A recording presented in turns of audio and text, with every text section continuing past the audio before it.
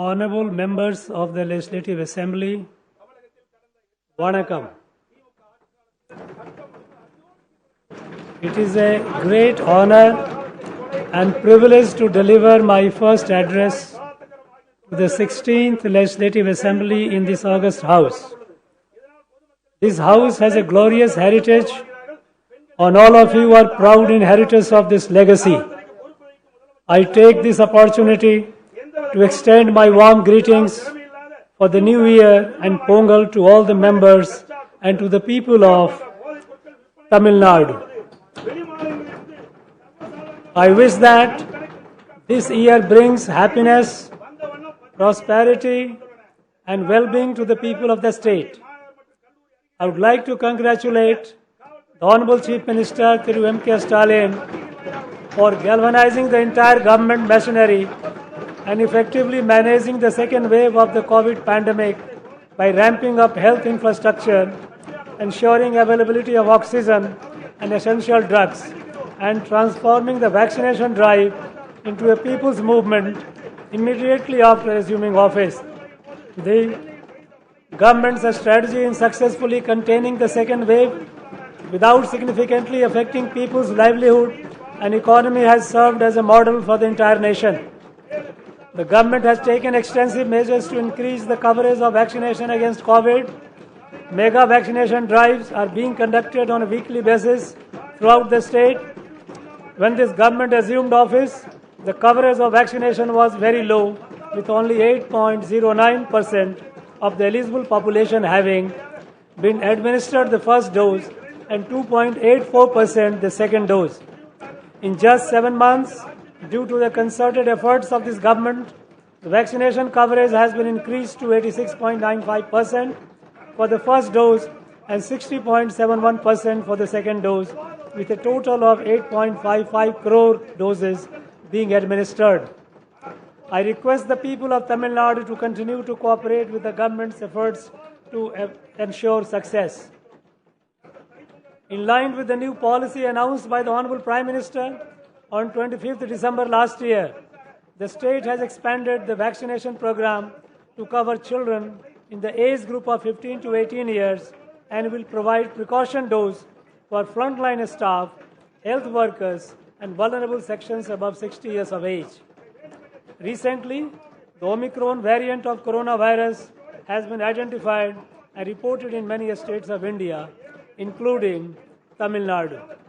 In order to prevent the spread of this variant, the government has strengthened testing and checking protocols at international airports. Based on the experience gained during the second wave, Tamil Nadu was one of the first states in the country in establishing facilities for genome sequencing. Further, the government is augmenting RT-PCR testing facilities, installing oxygen-generating PSA plants, and increasing ICU beds. The government is fully prepared to tackle the new variant and the challenges it poses. The government is providing rupees 25 lakhs ex gratia to the families of frontline workers who lost their lives due to COVID and rupees 5 lakhs to children who have lost their parents. Further, the Tamil Nadu government has ordered an ex gratia of rupees 50,000 from the State Disaster Response Fund to the kin of persons who have lost their lives due to COVID. So far, relief has been provided to 27,432 families. Heeding to the appeal of the Honorable Chief Minister, donations from various quarters have poured into the Chief Minister Public Relief Fund. So far, rupees 543 crore has been received since the government assumed office, and rupees 541.64 crore has been spent towards COVID-related activities. The Chief Minister's Comprehensive Health Insurance Scheme, which was introduced by Muthamid Arinar Kalainar, has been expanded with the annual income ceiling limit being increased from rupees 72,000 to rupees 1,20,000. The government has also extended the insurance scheme to COVID-positive patients to avail all types of treatment free of cost in private hospitals. As a result, 33,117 persons have availed treatment worth rupees 387 crore so far. The government has launched a novel scheme of providing health services at the doorsteps of people. Makkalai Thedi Marutuvam. The scheme was launched with a total outlay of rupees 257 crore to address the increasing incidence of non-communicable diseases such as hypertension and diabetes. So far, 42,99,294 patients have benefited under this scheme. Varumam Kappom Tittam, which was launched by Muthamir Arinar Kalainar, has been revived by this government, and medical camps are being conducted throughout the state under this scheme. With a noble intention of preventing loss of precious lives due to road accidents, the government has launched Inuir Kappom Nammai Kakum 48 Tittam. Through this scheme, the government will bear the cost for critical care during the first 48 hours after the accident. In the first phase, 609 hospitals have been enrolled in this scheme. So far, 4,482 accident victims have been provided critical care. Many parts of the state, including Chennai, witnessed unprecedented rains and flooding during the northeast monsoon. Under the direct supervision of the Honorable Chief Minister, there was timely release of surplus water from dams and reservoirs as a precautionary measure. It is praiseworthy that the Honorable Chief Minister led from the front, personally visiting the affected districts and ensuring that immediate relief was provided to the affected people. Due to meticulous planning, deft management, and effective supervision, the loss of life has been minimized. However, there has been extensive damage to roads, bridges, water bodies, and crops. The government has submitted detailed memoranda seeking funds to the tune of rupees 6,230 crores to undertake relief and restoration work. We urge that funds from National Disaster Response Fund be released immediately in order to ameliorate the effects of damage caused by the floods. In order to suggest permanent measures to prevent inundation of Chennai, an advisory committee has been constituted to give recommendations on long-term mitigation and management of flood risk. This government will implement the permanent measures recommended by the committee to prevent inundation and consequent damages. The government will distribute a gift hamper for Pongal containing 19 grocery items and sugarcane to all 2.15 crore rice ration card holders in the state at a total cost of rupees 1,297 crore, so that the people who were severely impacted by the second wave of COVID and unprecedented rains can celebrate the Pongal festival with joy. The GST compensation regime is coming to an end on 30 June 2022. After the introduction of GST, the state was not able to realize the high growth of tax collection that it had witnessed during the VAT regime. The COVID pandemic has further exacerbated this problem. The state's revenues are yet to recover, and it would adversely impact the state finances if the compensation is not extended for at least 2 more years. Therefore, this government strongly urges the GST Council and the Finance Ministry of the Government of India to continue the GST compensation at least till 30th June 2024. It is the vision of the Honorable Chief Minister to make Tamil Nadu a $1 trillion economy by the year 2030. The government has already initiated various programs and policies to achieve this vision. A detailed action plan titled Towards $1 trillion economy will be prepared to ensure that this vision is realized. The government has been taking earnest efforts to improve the ease of doing business and reduce the compliance burden for businesses and citizens.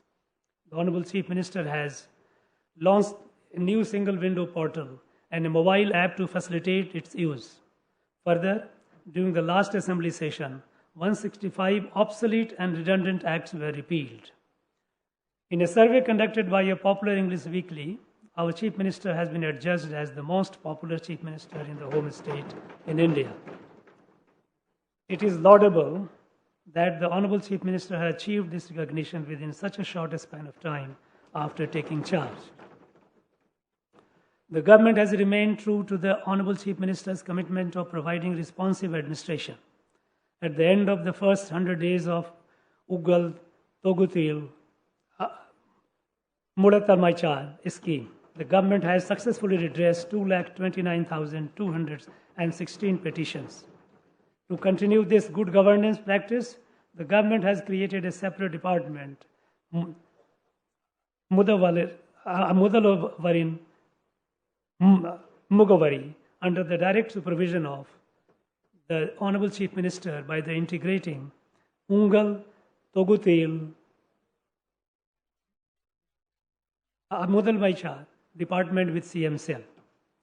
The government is committed to uphold the glory of Tamil language. Muthamil Arinar Kalayanar had declared that the song Neerarum Kadaluduttu, penned by Manomaniyan Sundarnar, should be sung as Tamil Thai Varthu in government programs. This government has officially declared Tamil Thai Varthu as Tamil Nadu's state song and has mandated that it should be sung in an appropriate manner at the beginning of all events in educational institutions, universities, government offices, and public institutions. Steps will be taken to encourage this practice even in private institutions. Through the Engum Tamil, Edulum Tamil scheme, the uses of Tamil language will be popularized in all government institutions, private schools, shops, and commercial establishments. Necessary guidelines will be framed under the Tamil Nadu Official Language Act 1956 to implement this scheme.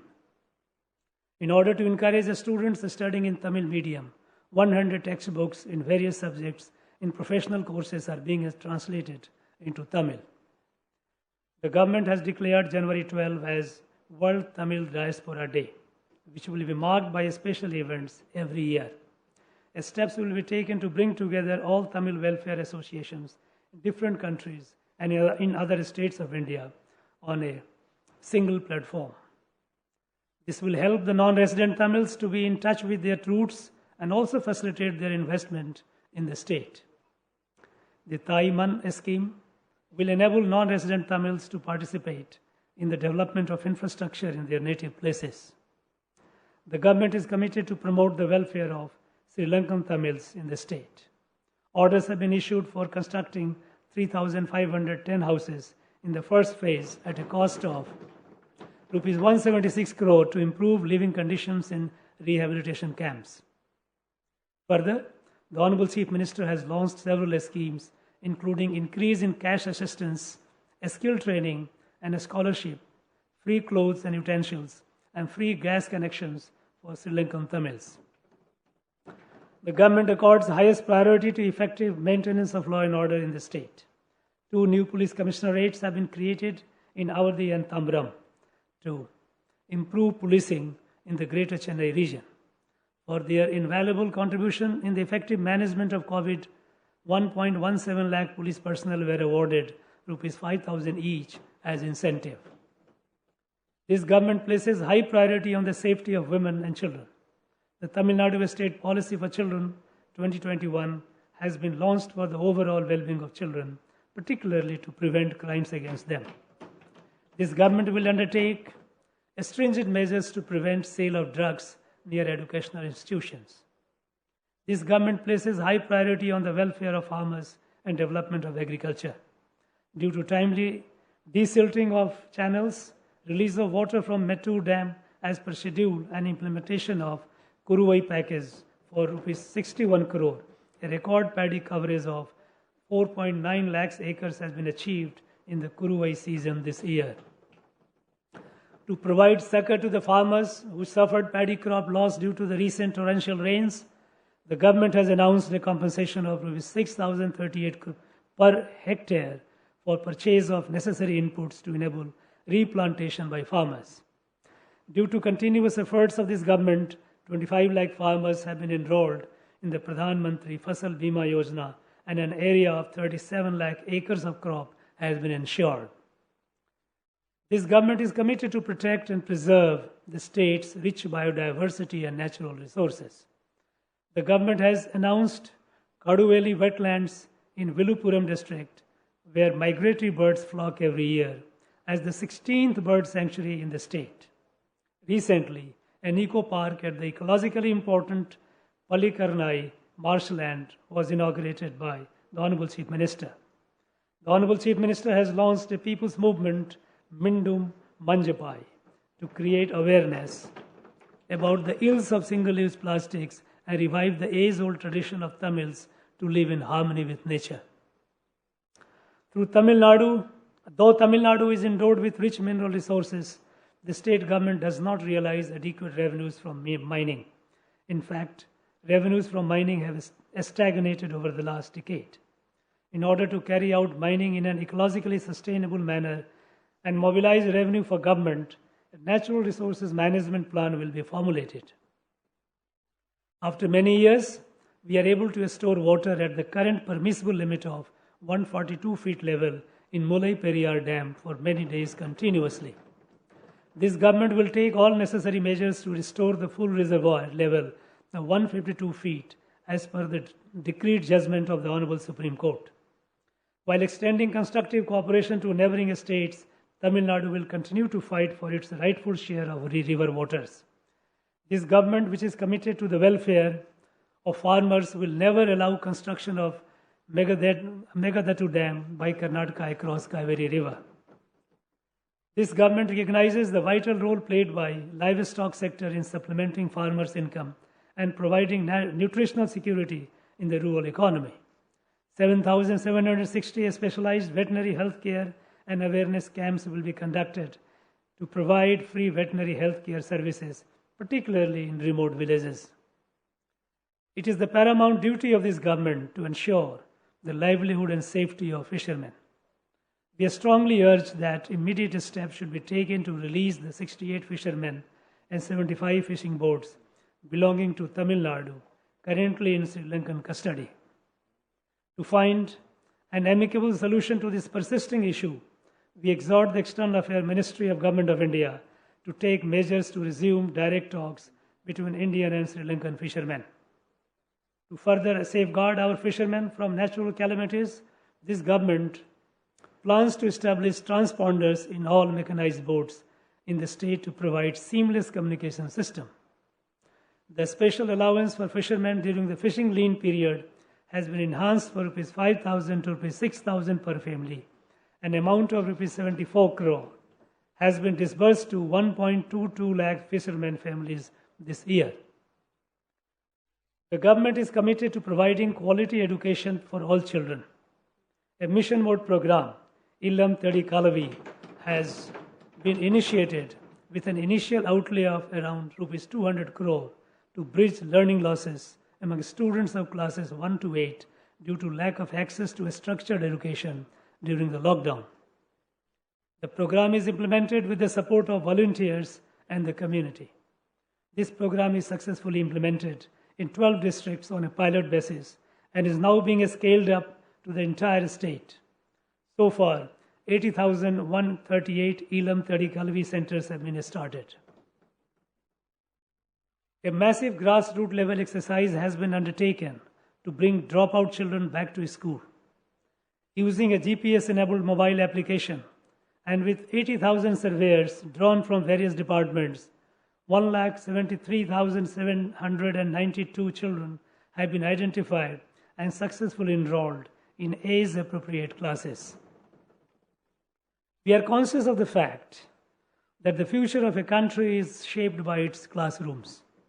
The government is promoting the dual language policy by bringing together a passion for mother tongue, Tamil, and proficiency in the global language English, imbibing values of inclusive growth through social justice for all, developing scientific temper and entrepreneurial spirit for the holistic development of the young generation, and create achievers in arts, literature, and sports. To realize these lofty ideals, a comprehensive scheme will be implemented over the next 5 years to modernize the government schools, which are the backbone of our state's education system. The government will set up smart classrooms in all 24,345 government primary schools, augment infrastructure to accommodate increasing admissions, and create high-tech computer, science, and language laboratories in all 6,992 middle, high, and higher secondary schools. High-speed broadband connectivity and well-maintained, clean and hygienic sanitary complexes will be provided in all schools. In addition, refresher training to teachers with the guidance of eminent academicians in the country and training for development of soft skills of students would be imparted. This government is committed to improving the quality of all higher education institutions in the state. Preparations have already commenced to offer high-quality IT platforms to benefit students and faculty in all universities, arts and science and engineering colleges. The government is in the process of revamping the syllabus of higher education courses in consultation with experts to improve employability of students. Efforts will be undertaken to improve curriculum and laboratory facilities in polytechnic colleges with the help of industry partners.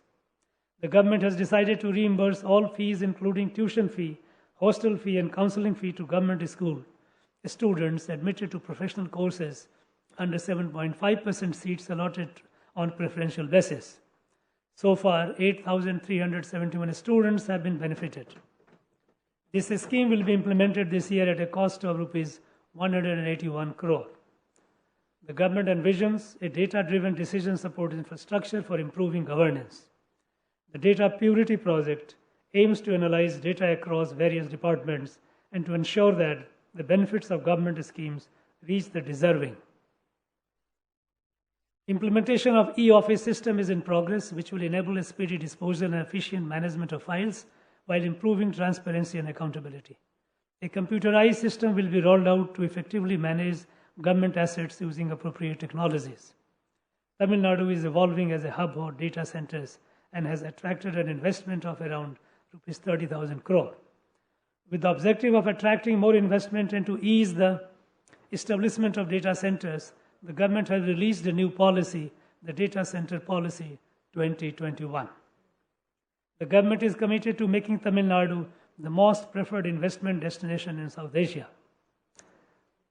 3 investment conclaves have been conducted in the last 7 months, resulting in 109 MOUs being signed with a cumulative investment of Rs 56,230 crore and a potential employment generation of 1,74,999 persons. So far, projects to the tune of Rs 21,588 crore have commenced. It is commendable that the state should attract such large investment during the COVID pandemic and is a testimony to the faith reposed by investors on the government. The Honorable Chief Minister of Tamil Nadu has released 2 new policies, Tamil Nadu Export Promotion Strategy and Tamil Nadu FinTech Policy, which will play a crucial role in achieving a $1 trillion economy by 2030. The medical devices industry has been identified as a sunrise sector, and in order to develop a comprehensive ecosystem for this industry, the government is establishing a medical devices park at Oragadam, spanning 150 acres. The state will be a pioneer by setting up the first large-scale furniture park in the country over an extent of 1,100 acres at Thoothukudi. The government has announced an attractive package of incentives for the industrial units coming up in this park. I am delighted to inform that the first phase of the park will be launched by the Honorable Chief Minister later this month. These 2 parks will generate employment for around 3 lakh persons. The MSME sector is a major contributor to employment and is a vital engine that propels the economic growth of the state. The government is undertaking several measures to mitigate the COVID-induced crisis and the issue of credit availability to the sector. The Tamil Nadu State Credit Guarantee Scheme of this government will not only encourage commercial banks to lend more to the MSMEs, but also spur non-banking financial companies to reduce their cost of lending. The Agro-Industrial Corridor project will commence next year and will address the industrial infrastructure deficit in Kaveri Delta districts by promoting agro-based industries. Tamil Nadu, a Small Industries Development Corporation Limited, has taken up the development of 5 new industrial estates at a cost of Rs 241 crore. It has also significantly reduced the cost of plots in 31 industrial estates to make them affordable to MSME entrepreneurs. This government is taking steps to provide latest courses in government ITIs to train students for emerging industrial sectors in collaboration with national and international agencies. Recognizing the adverse impact of COVID pandemic on weavers, this government has cleared the rebate claim of Rs 160 crore pending since the last 2 years for weavers cooperative societies. Further, several new initiatives have been undertaken, including development of an e-commerce website and TN Kadi mobile app. In order to address the problem of low voltage and overloading and to ensure provision of reliable power supply, 8,905 distribution transformers are being erected throughout the state. In order to help the farmers, the government has announced that it will provide 1 lakh new agriculture service connections this year. Despite the nationwide coal shortage and unprecedented rains, the government's tireless efforts have ensured that power supply was maintained without any interruption. The government is focused on strengthening grassroots democracy by empowering local bodies. After assuming office, this government has successfully conducted the much delayed rural local body elections in 9 districts. Further, Gram Sabha meetings in all village panchayats were conducted on 2nd October 2021 after a long gap. This government is undertaking necessary steps to conduct urban local body elections at the earliest. To ensure holistic development of villages by providing basic amenities and infrastructure, the government has revived the Anaitu Gram Anna Marumalarchi Tittam. It is being implemented in 1997 village panchayats at a cost of Rs 1,200 crore this year. In order to inculcate reading habit and critical thinking, 4,116 libraries are being renovated at a cost of Rs 92 crore. Works to improve infrastructure and basic amenities in 145 Periyar Ninayu Samattuapurams constructed during 1997-2001 will be taken up in phases starting this year. Tamil Nadu is one of the most urbanized states in the country. With a view to upgrading infrastructure and enhancing the standards of living in urban areas, the government has launched the Kalayanar Nagarpura Membadu Tittam to construct and upgrade civic infrastructure, including roads, street lights, bus stands, crematoria, parks, and water bodies, with an allocation of Rs 1,000 crore. In order to promote people's participation in developmental schemes, the government has revived the Namakkunam Tittam. In order to increase employment opportunities to the urban poor, the government has launched the Urban Employment Scheme with an outlay of Rs 100 crore. This scheme will not only act as a social safety net, but also aid in creation and maintenance of public assets. So far, 31,620 people have been identified and job cards provided for 18,526 people. The government has laid a special emphasis on development of the capital city Chennai by implementing flagship projects such as Singara Chennai 2.0 at an estimated cost of Rs 500 crore, Chennai City Partnership Program at an estimated cost of US $430 million, and Chennai Metropolitan Area Intelligent Transport System at an estimated cost of Rs 905 crore, which are aimed at transforming civic infrastructure, including roads, transport, stormwater drains, water supply, and public recreational spots. It is the vision of the Honorable Chief Minister to make Tamil Nadu slum-free in the next 10 years. The change in government's approach from clearance of slums to development of urban habitat and improving livelihoods of urban poor is reflected in the renaming of Tamil Nadu Slum Clearance Board to Tamil Nadu Urban Habitat Development Board. In order to make houses more affordable to the urban poor, this government has reduced the amount of contribution payable by beneficiaries and enabled payment in easy monthly installments. Further, a new scheme, Nam Kudirippu Nam Poruppu, is being implemented to ensure proper maintenance of the tenements with the support of resident welfare associations.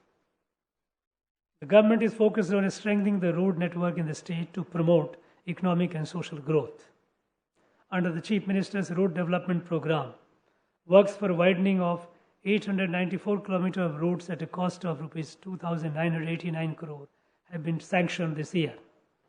In order to reduce traffic congestion in Chennai, three major works, namely the vehicle underpass on Parangi Malai, Medavakkam Road, multi-level grade separator on Parangi Malai, Pune Mali, Avadi Road, and grade separator at Madhya Kailash Junction at a cost of Rs 407 crore have been sanctioned by the government. The Honorable Chief Minister launched the scheme of free bus travel for women, which has resulted in increase in women ridership from 40% to 61% in past 4 months. The scheme, which has been widely welcomed, will give a thrust to social and economic empowerment of women to ensure multimodal integration and facilitate last-mile connectivity for commuters. Minibus services have been launched from Chennai metro rail stations to different parts of the city.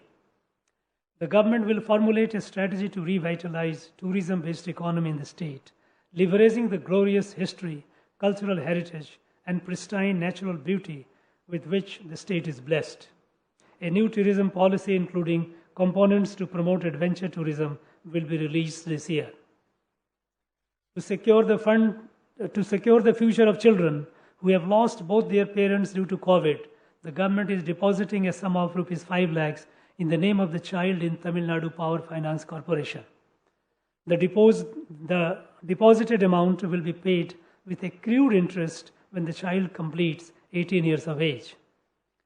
So far, 287 children have benefited under this scheme. A sum of Rs 3 lakh is given in the name of the child who has lost either of the parents due to COVID as immediate relief. So far, 7,513 children have benefited. The government has created a special fund, Tamil Nadu Children Victim Compensation Fund, for the rehabilitation of victim children who have been awarded compensation under Protection of Children from Sexual Offences Act 2012.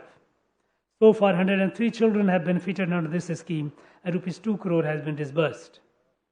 The government is taking a stern action against perpetrators of sexual offences against children. In order to empower women, the self-help group movement was started in Dharampuri by Muttamil Arainar Kalainar for the first time in the country in 1989. The seeds then sown have grown manifold into a massive movement today. During this financial year, 29,425 new self-help groups have been formed with 4,02,829 women. The government will ensure that the self-help group credit linkage will be more than Rs 20,000 crore this year. So far, an amount of Rs 14,872 crore has been provided to 1,83,096 self-help groups as loans by various banks. In a landmark move fulfilling the dream of Kanti Periyar and Muttamil Arainar Kalainar that people of all castes can become archakars, this government has issued appointment orders to 58 trained archakars belonging to different caste denominations.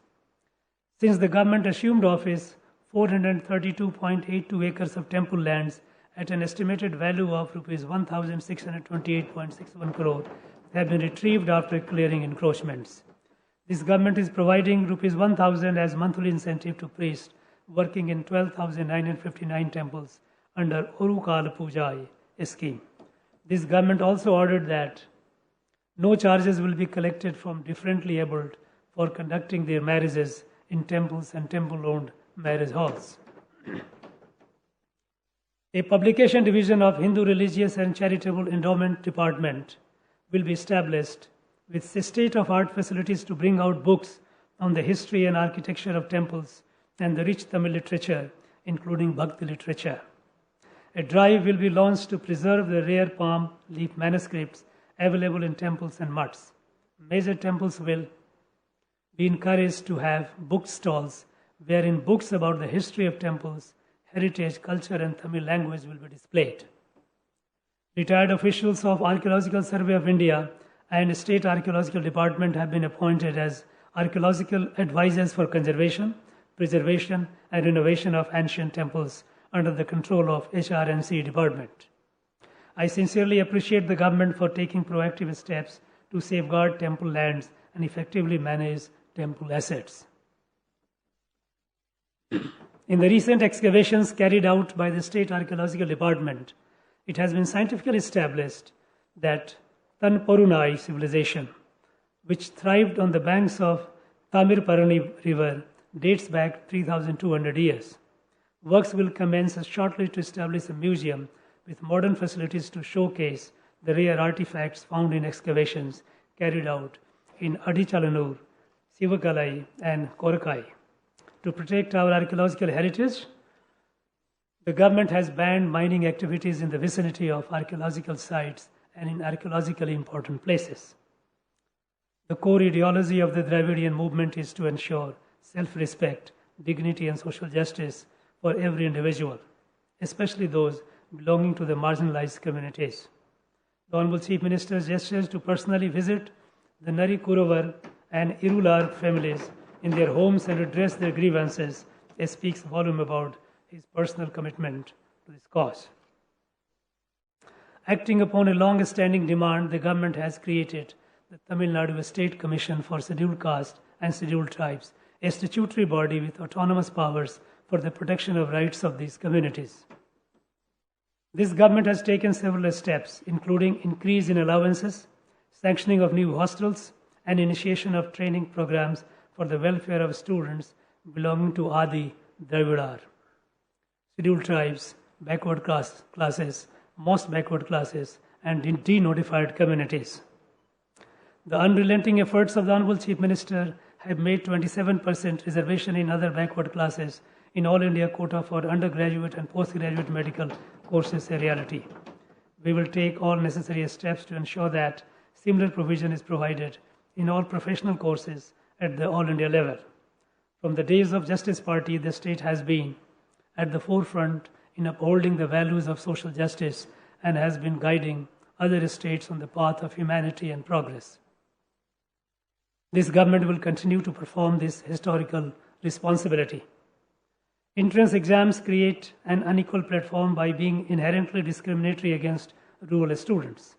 Hence, this government is of the firm view that all entrance exams like NEET are unnecessary for student admission to professional courses and will continue to reiterate this position. This government is committed to the welfare and development of minorities. The scheme of providing subsidy to pilgrims undertaking Hajj and Jerusalem pilgrimage will be continued. The Citizenship Amendment Act has caused concerns amongst minorities, and this House has passed a resolution to repeal it. This government will strive to ensure that this resolution comes to fruition. The government is undertaking several measures to improve the livelihood of differently abled persons. With a view to identifying suitable job opportunities for them, all government and private establishments have been directed to publish an equal opportunity policy. Further, a new differently abled employment and livelihood center has been established to facilitate suitable employment opportunities for their economic empowerment. This government is committed to promote sporting talent among the youth of the state. To inspire and encourage sportspersons from Tamil Nadu to perform at the international level, the Honorable Chief Minister has announced a cash prize of Rs 2 crore and a job to Thiru Mariyappan Thangavelu, silver medalist in the Tokyo Paralympics. To preserve and promote the traditional sports of Silambattam, the discipline has been included for reservation in government jobs provided for a sportsperson. This government has faced umpteen challenges after assuming office, be it the COVID second wave or the unprecedented torrential rains, but it has successfully converted each of them into landmark achievements. This government is working tirelessly, and we assure that we will continue to work with the same vigor, passion, and commitment for the welfare of the people. This government is committed to the principles of self-respect, social justice, equality, rational thinking, and empathy. This government's path is guided by the thoughts and ideals of noble leaders like Tanti Periyar, Anal Ambedkar, Peruntarjivar Kamraj, Perainar Anna, and Mutamad Arainar Kalainar. This government will leave no stone unturned to realize the dreams and aspirations of the people and strive towards making Tamil Nadu the best administered state and a role model not only to other states in the country but to the entire South Asian region. I would like to again wish everyone a very happy Pongal and conclude my address with the immortal words of Mahakavi Bharatiyar. Vadiyat en Tamil, Vadagat Natramidar, Vadiya Bharat Mani Tirunadu. Nandri, Valaga Tamil, Jai Hind.